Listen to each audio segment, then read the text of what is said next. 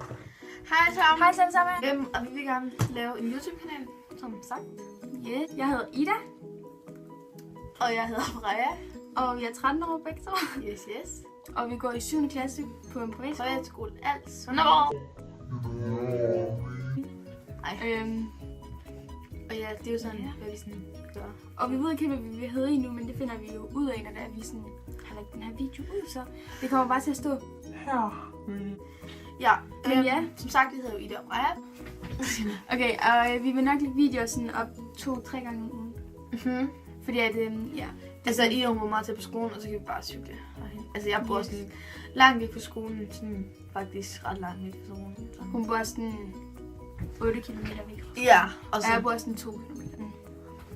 Og ja, men ja. Vi er snart til Tyskland.